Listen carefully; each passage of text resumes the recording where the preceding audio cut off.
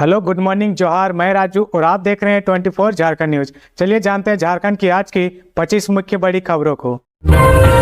Hundru fall में बहा युवक का शव तीसरे दिन भी नहीं मिला, निराश होकर लौटे परिजन। बिहार के राजगीर के शुभम कुमार उर्फ सोनू का शव तीसरे दिन बुधवार को भी नहीं मिला। सिकिदरी थाना प्रभारी सत्य प्रकाश रवि के नेतृत्व में सिकिदरी पुलिस, पर्यटक मित्र व एनडीआरएफ की टीम ने दिन भर शव की तलाश में फॉल के हर जगह पर खोजने का प्रयास किया, लेकिन शव का पता नहीं चला। शुभम के परिजन देर रात तक शव मिलने के इंतजार में हुंड्रू फॉल में रुके हुए थे। आशंका जताई जा रही कि शव फॉल के बीच कहीं खाई में फंसा होगा। फॉल में पानी का बहाव बहुत तेज है, इसलिए फॉल के बीच में उतर पाना संभव नहीं है। शुभम के परिजन देर शाम के बाद घर लौट गए। झारखंड में भारी बारिश का अलर्ट, कब से मिलेगी राहत? मौसम विभाग ने दी पूरी जानकारी। झारखंड के विभिन्न हिस्सों में कुछ दिनों से रुक रुक कर जोरदार बारिश देखी जा रही है। मौसम विभाग के मुताबिक झारखंड में 5 अक्टूबर को व्यापक रूप से हल्के से मध्यम बारिश हो सकती है। कुछ स्थानों पर गरज चमक के साथ भारी से ज्यादा भारी बारिश की चेतावनी जारी की गई है। इस दौरान तेज हवाएं चलने का भी अलर्ट जारी किया गया है। मौसम वैज्ञानिकों का कहना है कि नए सिस्टम के एक्टिव होने के कारण झारखंड में 9 अक्टूबर तक मौसम खराब रहने के आसार हैं। मौसम विभाग की ओर से जारी ऑल इंडिया वेदर बुलेटिन में कहा गया कि दक्षिण पूर्व झारखंड और आसपास के इलाकों पर एक निम्न दबाव का क्षेत्र सक्रिय है। यही नहीं, एक टर्फ रेखा तेलंगाना से लेकर उड़ीसा और छत्तीसगढ़ तक फैली हुई है। इस सिस्टम के प्रभाव से झारखंड में जोरदार बारिश के भी परिस्थितियां अनुकूल है।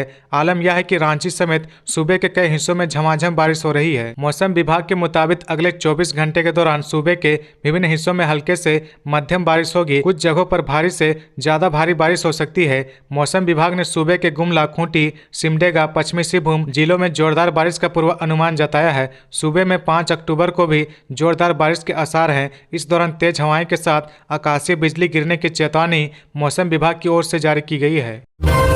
बंधु तिर्की ने कहा, वैधानिक औपचारिकता पूरी कर पेशा कानून जल्द लागू करे सरकार। झारखंड प्रदेश कांग्रेस कमेटी के कार्यकारी अध्यक्ष बंधु तिर्की ने कहा कि झारखंड सरकार द्वारा पेशा कानून की नियमावली को मंजूरी देने के बाद अब जरूरत इस बात की है कि सरकार आवश्यक वैधानिक औपचारिकताओं को पूरा कर पेशा कानून को जमीनी स्तर पर जल्द से जल्द लागू करे। बंधु तिर्की ने कहा कि अब ग्रामीणों, विशेषकर जनजातीय समुदाय और मूलवासियों के लिए यह बहुत जरूरी है कि सरकार द्वारा स्वीकृत पेशा नियमावली के अनुरूप पेशा कानून का सीधा फायदा झारखंड के लोगों को मिले। बंधु तिर्की ने मुख्यमंत्री से अनुरोध किया कि जनता की बहुप्रतीक्षित मांग यही थी कि राज्य सरकार पेशा कानून को लागू करे। बंधु तिर्की ने कहा कि 6 अक्टूबर को पेशा अधिकार यात्रा का आयोजन किया गया है, जिसमें न केवल लोगों को पेशा कानून के संदर्भ में जागरूक किया जाए, बल्कि उन्हें इस बात की जानकारी भी दी जाए कि पेशा कानून को लागू करवाने की पृष्ठभूमि में कांग्रेस की कितनी महत्वपूर्ण भूमिका रही है। यह यात्रा सुबह 10:30 बजे मोहराबादी मैदान में एकत्रित होने के बाद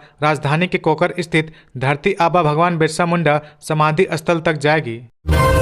सुप्रीम कोर्ट ने झारखंड के मुख्य सचिव को 9 अक्टूबर को किया तलब। सुप्रीम कोर्ट ने पिछले 20 वर्षों से कर्मचारियों के वेतन देने संबंधित मामले में झारखंड के मुख्य सचिव को तलब किया है। न्यायमूर्ति विक्रम नाथ और न्यायमूर्ति राजेश बिंदल की पीठ ने 9 अक्टूबर को राज्य सरकार के सर्वोच्च नौकरशाह की व्यक्तिगत मौजूदगी का आदेश दिया है, क्योंकि यह पाया गया कि कई बार नोटिस दिए जाने के बावजूद झारखंड सरकार की ओर से कोई पेश नहीं हुआ है। आदेश में कहा गया कि इतने संवेदनशील मामले में झारखंड सरकार सो रही है और एक वकील नियुक्त करने की भी परवाह नहीं कर रही है। झारखंड के मुख्य सचिव 9 अक्टूबर 2023 को इस न्यायालय के समक्ष उपस्थित रहे। शीर्ष अदालत ने पिछले साल नवंबर में केंद्र सरकार, बिहार और झारखंड सरकारों और अन्य को नोटिस जारी किया था। मंगलवार को शीर्ष अदालत ने राज्य के एक पैनल अधिवक्ता द्वारा मुख्य सचिव को नहीं बुलाने के अनुरोध को यह कहते हुए स्वीकार करने से इनकार कर दिया कि मामला अभी तक किसी भी वकील को नहीं सौंपा गया है और पैनल अधिवक्ता ने केवल बचाव के लिए अच्छे विश्वास में बयान दिया है। कहा गया कि बिहार ने पहले ही अपना जवाब दाखिल कर दिया है और केंद्र सरकार को इस मामले में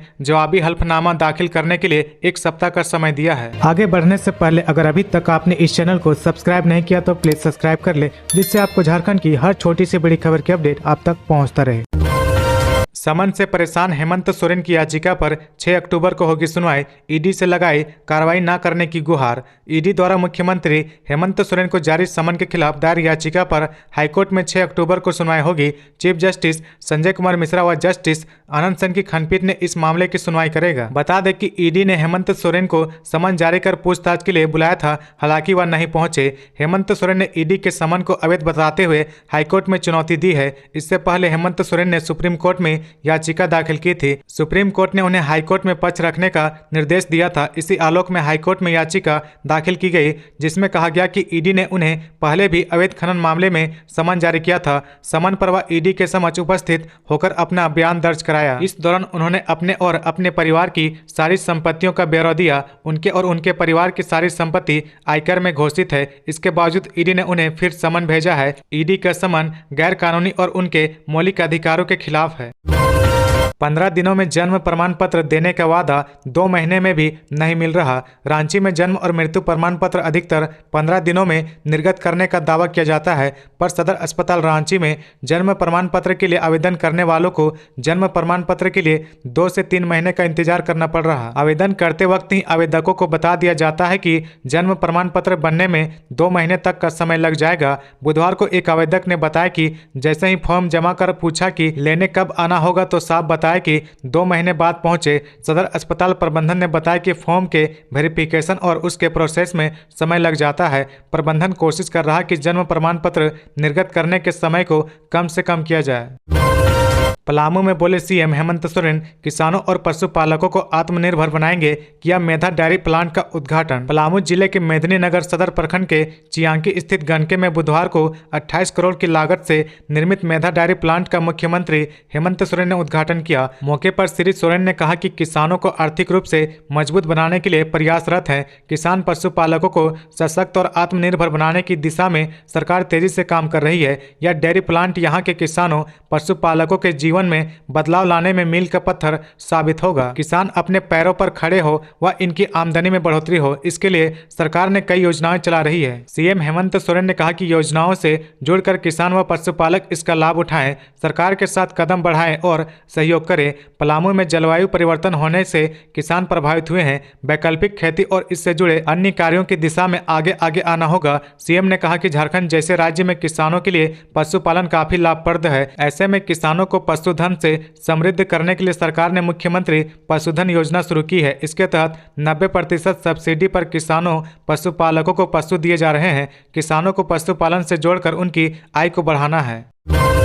मुख्य निर्वाचन पदाधिकारी के रवि कुमार ने कहा, झारखंड में 80% से अधिक मतदान हो, इसके लिए करे काम। मंत्रिमंडल निर्वाचन विभाग के तत्वाधान में राज्य के सभी विधानसभा क्षेत्रों से समृद्ध सभी एक AERO के 2 दिवसीय कर्मागत प्रशिक्षण बुधवार को शुरू हुआ। मुख्य निर्वाचन पदाधिकारी के रवि कुमार ने प्रखंड स्तरीय अधिकारियों से कहा कि आगामी आम चुनाव में झारखंड में मतदान प्रतिशत को 80% से ऊपर लेकर जाना है। इसको लेकर सभी को अपने अपने स्तर पर सर्वश्रेष्ठ प्रयास करने होंगे। मतदान प्रतिशत बढ़ाने के लिए सबसे पहले जो काम करना होगा वह है मतदाता सूची को त्रुटि विहीन बनाना तथा छूटे हुए मतदाताओं को पंजीकरण करना। उन्होंने कहा कि सभी पदाधिकारी अपने अपने स्तर पर यह भी प्रचारित करें कि मतदाता पंजीकरण के लिए मात्र 2 शर्तें आवश्यक है। व्यक्ति का भारत का नागरिक होना एवं 18 वर्ष की आयु होना। इसलिए ध्यान रहे कि अन्य किसी प्रमाण पत्र या दस्तावेज के अभाव में एक भी नए मतदाता के पंजीकरण का कार्य बाधित न हो। उन्होंने कहा कि इस बात का भी प्रचार प्रसार करे कि वोटर ID कार्ड के अलावा भी अन्य दस्तावेज नियमानुसार निर्धारित है, जिसे दिखाकर मतदाता अपने मत का प्रयोग कर सकते हैं। झारखंड में पावर ब्रोकर विशाल चौधरी ने IAS राजीव अरुण इक्का के साथ मिलकर किया 200 करोड़ का भ्रष्टाचार। प्रवर्तन निदेशालय ने झारखंड में सत्ता के गलियारे में सक्रिय रहे पावर ब्रोकर विशाल चौधरी और सीनियर IAS राजीव अरुण इक्का की साठगांठ से करीब 200 करोड़ रुपए के भ्रष्टाचार के सबूत जुटाए हैं। एजेंसी ने जुटाए गए सबूतों और ब्यूरो पर एक रिपोर्ट राज्य सरकार और एंटी करप्शन ब्यूरो के साथ साझा की है। ईडी ने राज्य सरकार के इन सबूतों के आधार पर FIR दर्ज कराने को कहा है। रिपोर्ट में बताया गया कि उन्होंने राज्य में अफसरों की ट्रांसफर पोस्टिंग, टेंडर, सरकारी संस्थाओं के लिए खरीदारी में कमीशन खोरी के जरिए अवैध कमाई की है। बताया गया कि IAS राजीव अरुण इक्का ने अपने बहनोई निशित केसरी, अपनी पत्नी और बेटी को भ्रष्टाचार के जरिए की गई अवैध कमाई में साझेदारी बनाया है। ईडी ने इसके आयकर रिटर्न में भी गड़बड़ियां पाई है। ईडी की इन सूचनाओं के आधार पर FIR दर्ज होते ही जांच और तेज होगी। दरअसल कुछ महीने पहले एक वीडियो वायरल हुआ था जिसमें IAS राजीव अरुण इक्का पावर ब्रोकर के रूप में पहचाने जाने वाले शख्स विशाल चौधरी के निजी दफ्तर में बैठकर कथित तौर पर फाइलें निपटाते देखे गए थे। आंगनबाड़ी सेविका सहायिकाओं ने लगाया हेमंत सरकार पर वादा खिलाफी का आरोप। राज्य भर की आंगनबाड़ी सेविका और सहायिकाओं ने हेमंत सोरेन सरकार पर वादा खिलाफी का आरोप लगाया है। राज्य सरकार द्वारा पिछले साल बनाई गई नई नियमावली की शर्तों का पालन नहीं करने का आरोप लगाया है। सेविकाओं ने कहा कि नियमावली में सरकार ने बड़ी बड़ी बातें, नियम और शर्तें सेविका सहायिकाओं के लिए कही थी, मगर कोई भी नियम और शर्त धरातल पर अब तक नहीं उतर पाई है। सरकार ने नियमावली में वादा किया था कि महिला सुपरवाइजर की नियुक्ति में 25% सेविकाओं को प्राथमिकता दी जाएगी, मगर झारखंड राज्य कर्मचारी चयन के आयोग के विज्ञापन में इसकी अनदेखी की गई है। कहा गया था कि हर महीने की 5 तारीख को मानदेय मिल जाएगा, मगर नहीं मिला। सेविकाओं को आंगनबाड़ी के अलावा और किसी काम में नहीं लगाया जाएगा, मगर सेविकाओं को BLO कार्य में लगा दिया गया। केंद्रांश की राशि नियमित नहीं मिलती है। हाउस रेंट और पोषण राशि भी नियमित नहीं मिलती है। पेंशन आदि सुविधा भी अभी तक लागू नहीं किया गया है। कार्डिनल तेलेस्फोर पी टोपो का निधन, मुख्यमंत्री हेमंत सोरेन ने ट्वीट कर जताया शोक। मांडर के अस्पताल में ली अंतिम सांस। कार्डिनल तेलेस्फोर पी टोपो का बुधवार को निधन हो गया। वह 83 वर्ष के थे। मंगलवार को कार्डिनल की तबीयत अचानक खराब हो गई थी, जिसके बाद उन्हें लिवंस हॉस्पिटल में ICU में भर्ती कराया गया था। बुधवार शाम 4 बजे उन्होंने अस्पताल में अंतिम सांस ली। उनके निधन की सूचना से झारखंड में शोक है। मुख्यमंत्री हेमंत सोरेन ने जताया शोक। धर्मगुरु कार्डिनल तेलेस्फोर पी टोपो जी के निधन का अत्यंत दुख समाचार मिला। कार्डिनल तेलेस्फोर जी लोगों की सेवा करते हुए उनके हक अधिकारों के लिए हमेशा सजग रहते थे। प्रभु दिवंगत आत्मा को शांति प्रदान करे। शोकाकुल लोगों को दुख की इस विकट घड़ी में सहन करने की शक्ति दे। कार्डिनल तेलेस्फोर पी टोपो लंबे समय से बीमार थे। उनके फेफड़ों से पानी भर गया था। उनकी सेहत लगातार खराब हो गई थी। उनके उचित देखभाल के लिए संत अन्ना वृद्धा आश्रम में रखा गया था। कोयला कर्मियों के वेतन मुद्दे पर जबलपुर कोर्ट में सुनवाई अब 5 अक्टूबर को। कोल इंडिया के कर्मचारियों के नए वेतन मुद्दे पर अब जबलपुर हाईकोर्ट में 5 अक्टूबर को सुनवाई होगी। पहले 3 अक्टूबर की तिथि निर्धारित थी। बताते चले कि कोयला अधिकारियों द्वारा दायर एक याचिका पर फैसला सुनाते हुए जबलपुर हाईकोर्ट ने 11वें वेतन समझौता के 22 जून 2023 के कोल मंत्रालय द्वारा जारी अप्रूवल ऑर्डर को रद्द कर दिया था। साथ ही निर्णय लेने के लिए मामले को DPE के पास भेजने का आदेश दिया था। DPE को 60 दिनों में निर्णय लेने का निर्देश दिया गया था। कोयला कर्मियों की ओर से हिंद खदान मजदूर फेडरेशन के अध्यक्ष JBCCI के सदस्य नाथूलाल पांडे पक्ष रख रहे हैं। इसमें वेतन नहीं रोकने और समझौता को रद्द नहीं करने का आग्रह किया गया है। कोल इंडिया प्रबंधन की ओर से भी वेतन समझौते के पक्ष में पैरवी की जा रही है। कोयला कर्मियों की उम्मीद थी कि कोर्ट से मंगलवार को राहत मिल जाएगी। मुख्य न्यायाधीश के नहीं आने के कारण मामला दूसरी बेंच में गया था। वहां से 5 अक्टूबर की तिथि मिली है। अदालत के फैसले के कारण कोल इंडिया और इसकी अनुषंगिक कंपनियों के कर्मचारियों और अधिकारियों के सितंबर माह का वेतन रुका हुआ है। इस कारण कर्मियों में असंतोष व्याप्त है। कोल इंडिया प्रबंधन ने कोर्ट के आदेश के मद्देनजर सभी अनुषंगिक कंपनियों को सितंबर माह के वेतन का पे स्लिप तैयार नहीं करने का निर्देश दे रखा है। तो ये थी आज की झारखंड की टॉप बड़ी खबरें। इसी तरह झारखंड की हर छोटी सी बड़ी खबर देखने के लिए आप हमारे चैनल 24 झारखंड न्यूज को सब्सक्राइब करके बेल आइकन प्रेस कर ले, जिससे आपको झारखंड की हर छोटी सी बड़ी खबर की अपडेट आप तक पहुंचता रहे। तो आज के लिए बस इतना ही। हमें दीजिए इजाजत, फिर मिलते हैं नेक्स्ट न्यूज में।